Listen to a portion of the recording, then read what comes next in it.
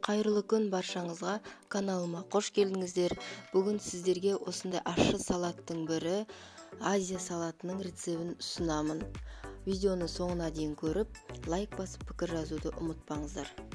Салатымызға қажетті дүниелер: светофор бұрыштары, чеснок, қияр, қызанақ, көкпияз, кинза, 200-300 грамм асылған ет, қызыл ашты бұрыш, және кориандр, соя тұздығы және кристаллик тұзы. Видеода көрсетілгендей барлық көкөністерді кезегіменен ірі-ірі ғып турап кесіп аламыз.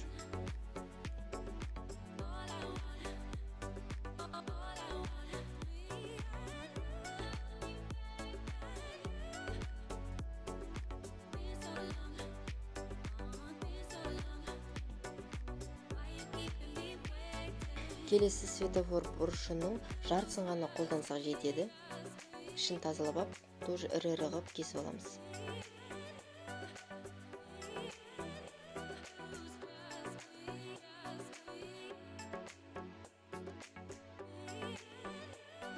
Келесі болгар бұрыштың қызыл түсінде осылай ірі етіп турап аламыз.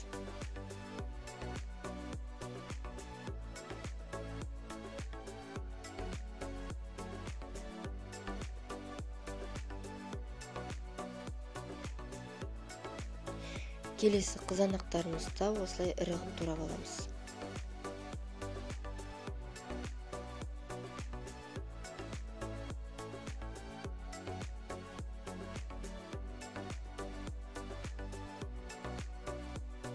Асылған етімізді видеода көрсетілгендей етіп, жалпақ ірі етіп турап аламыз.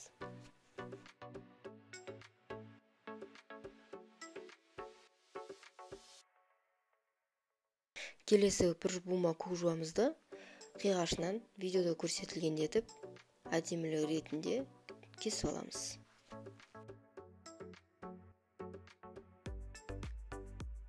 Салатымызға ерекше дәм беру үшін кинзаны қосамыз. Көп қоспаймыз, видеода көрсетілгенде етіп, кішкентай ғана қосамыз. Сарымсағымызды, яғни чесноктарымызды чесноковый выжималкадан болмаса теркадан өткізіп аламыз. 1 шай қасық кристалл тұзын қосамыз. Жарты шай қасықтан аздау тұз және кориандрдың толтырылған 1 шай қасығын салатымызға қосамыз. Және жарты шай қасық қызыл ашты бұрышымызды қосып аламыз.